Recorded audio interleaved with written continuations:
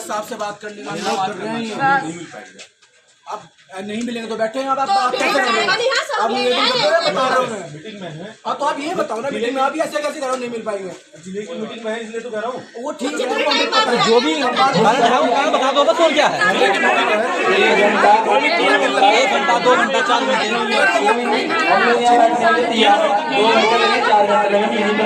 हमें एसपी देहात साहब से मिलना है। हमें हमारी लड़ाई प्रशासन से नहीं है, पुलिस प्रशासन से। हमारी लड़ाई वो परिवार से जिसने हमारी लड़की की हत्या की है। हम प्रशासन से सिर्फ ये मांग करने आए हैं कि हमें न्याय दिया जाए। जो 15 दिन इस घटना को हो चुके हैं, 15 दिन होने के बाद भी जो अभियुक्त है वो भी फरार है। प्रशासन से हमें सिर्फ क्या मिल रहा है, अभियुक्त नहीं जो उसके साथ वो भी घूम रहे हैं, वो भी प्रलोभन देने के लिए घूम रहे हैं बहुत ज्यादा। मेरा तो सिर्फ ये आग्रह, हम यहाँ किसी से लड़ाई करने को नहीं है। हमारा तो आग्रह हाथ जोड़ के हम यहाँ बैठे जब तक एसपी देहात साहब आए। 1 घंटा 2 घंटा 4 घंटे हमें कोई दिक्कत नहीं है। हम ये बैठ जाएंगे, तो जब घरों में रहते हैं आज हम यहाँ बैठ जाएंगे, हमें कोई दिक्कत नहीं है।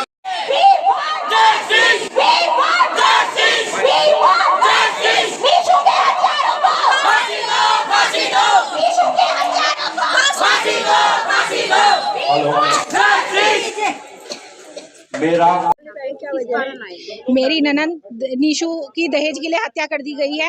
शिवरात्रि के दिन उसे उसकी सास ने, ससुर ने और जेठ ने और उसके पति ने उसको जहर देके मार डाला है। इसी शिकायत लेके कि हमें अभी तक इंसाफ नहीं मिला है। वे आरोपी जो हैं खुलेआम घूम रहे हैं और ये कह रहे हैं कि कोई भी हमारा कुछ नहीं बिगाड़ सकता। ये घटना कब की है? ये शिवरात्रि वाले दिन की घटना है, 2 तारीख की रात की घटना है।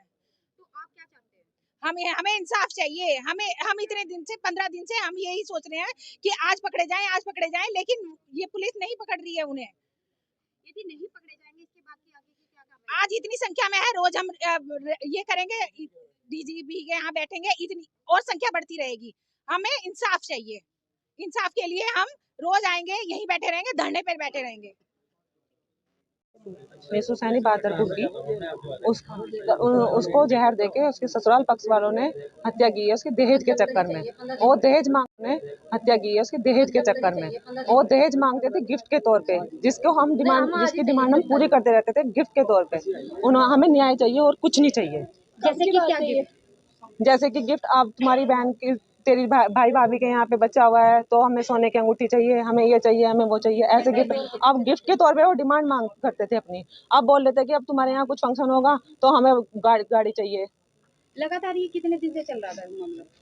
ये अभी चल रहा था, 2-3 महीने से ज्यादा नहीं था। अब तक कितनी बार उनकी डिमांड हो चुकी थी? अब ज्यादा परेशान करने लगे थे। आखिर क्या वजह थी कि इस लास्ट में आकर क्या वजह रही? वही तो हमें पता नहीं चल रहा क्या वजह रही जो उन्होंने हमारी बहन को ये करा उसके साथ। कब की बात है? ये है 2 अगस्त की बात है। शिवरात्रि वाले दिन रात को फोन आया घर से उनके यहाँ से 1:30 बजे की उसने कुछ खा लिया। ये रिश्तेदारी ने इतना ज्यादा कहाँ मालूम?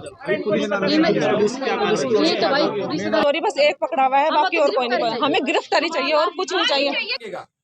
वकील साहब, रवि जी कहाँ हैं? आइए। आपसे भी मांगेगा, हमसे भी मांगेगा। हम लोग न्यायालय में उन्हीं चीजों पर तो एक स्थिति में दिखेंगे कि नहीं भाई, साक्ष्य में वो जो मुख्य तुगाली कथन हो सकता था, अन्य चीजें हो सकती थी, वो हुई ही नहीं। तो जो नहीं हुई उस पर तो छोड़िए, अब जो हो सकती है उसके लिए जरूर नोट कर लीजिए। जितने लोग यहाँ खड़े हैं उनमें कई लोग बहुत निकटस्थ होंगे पीड़िता के, मृतका के, और उनके साथ किसी तरह के उत्पीड़न की कोई चैटिंग हो, कोई बातचीत हो, कोई रिकॉर्डिंग हो। कॉल रिकॉर्डिंग करने वाले बहुत सारे यंत्र हैं, सारे मोबाइलों में रिकॉर्डिंग हो जाती है। तो किसी ने कोई कॉल रिकॉर्ड कर रखा हो जिसमें वो मृत्यु से पूर्व कभी भी कोई उत्पीड़न किए जाने की बात कह रही हूँ, तो आप लोगों से अपील है, अनुरोध है, अपेक्षा भी है कि आप लोग वो सारी रेलेवेंट चीजें विवेचक महोदय को जरूर उपलब्ध करा दीजिए। अभी तक आप लोगों के स्तर से किसी भी तरह का ऐसा कोई रेलेवेंट डिजिटल डॉक्यूमेंट या डिजिटल एविडेंस नहीं उपलब्ध कराया गया है।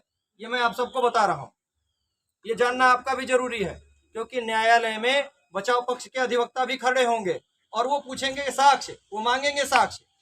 वो साक्ष्य देना हमारी और आपकी सामूहिक जिम्मेदारी है। हम और आप अलग नहीं हैं। आप अलग मानते रहे तो माने, हमारी दृष्टि में तो अलग नहीं है, क्योंकि यह लड़ाई दोनों को संयुक्त रूप से लड़नी होती है। वादी पक्ष साक्ष्य उपलब्ध कराता है रेलेवेंट, और उन साक्ष्यों के आधार पर आगे हम पूरी बिल्डिंग खड़ी करते हैं। तो नींव के पत्थर आप हैं, आपके बीच से आएंगे उन पत्थर।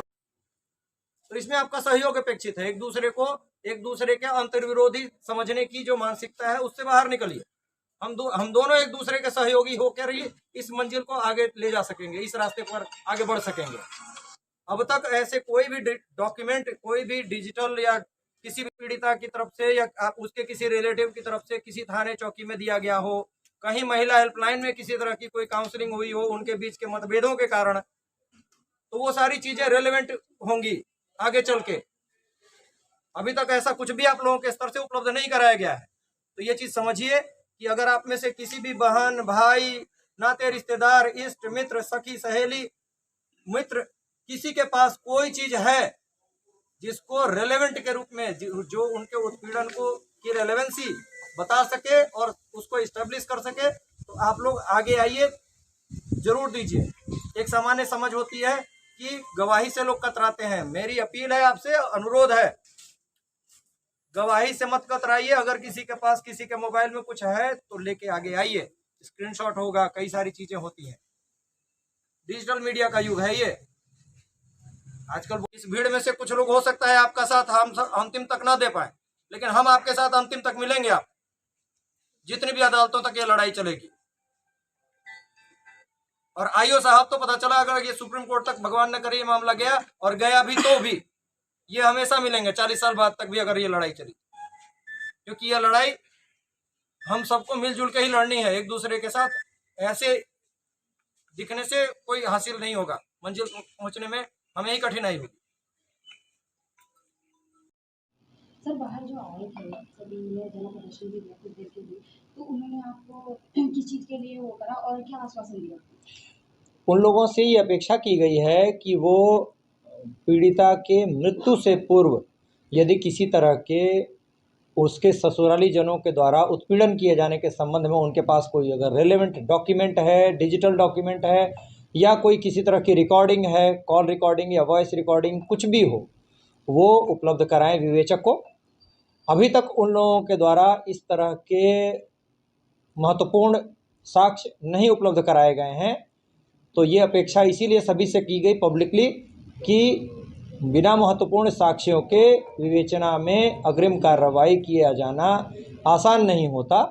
इसलिए उस उत्पीड़न को साबित करना आवश्यक होने है। और इसीलिए उस दिन जब पीड़िता के मृत्यु से संघर्ष कर रही थी, इन लोगों के द्वारा बताया गया कि वो बोलने की स्थिति में थी, लेकिन यह भी बताया गया कि 5 घंटे तक 4-5 परिजन इनके पीड़िता के वहाँ मौजूद थे, और वहाँ पर किसी भी तरह की उनके द्वारा वीडियो रिकॉर्डिंग ना तो उस समय की गई, ना ही पुलिस को किसी तरह की कोई सूचना दी गई। अगर पुलिस को सूचना दी जाती है तो पुलिस के द्वारा तत्परता से 100 नंबर पे या किसी थाने में कोई सूचना नहीं दी गई। सूचना सुबह 6:45 पर अस्पताल से, सक्षम हॉस्पिटल से मिली, और 7:00 पर उक्त पीड़िता की मृत्यु हो गई। रात्रि में लगभग 1:30-2 बजे के बाद से पौने 7 बजे के बीच तक किसी भी पीड़िता के परिजन के द्वारा किसी पुलिसकर्मी को या थाने को, चौकी को या 100 नंबर पर या 112 नंबर पर कोई सूचना नहीं दी गई, ना ही और इसके कारण उस पीड़िता का मृत्युकालिक कथन भी नहीं कराया जा सका। इवन अभी जानकारी इन्हीं लोगों के द्वारा दी गई है, पीड़िता के परिजनों के द्वारा, कि उनके द्वारा उस दौरान किसी तरह की कोई वीडियो रिकॉर्डिंग भी नहीं की गई कि पीड़िता जो बोल रही थी वो क्या रिकॉर्ड हो। अभी इस संबंध में इन लोगों से भी सहयोग की अपेक्षा व्यक्त की गई है, और इन्हें आश्वस्त किया गया है कि विवेचक इनके द्वारा उपलब्ध करे गए सभी साक्ष्यों को विवेचना का अंग बनाएंगे, और इनके सहयोग और पुलिस इनके साथ निरंतर सहयोग करेगी, और आगे विवेचनात्मक कार्रवाई को आगे बढ़ाया जाएगा।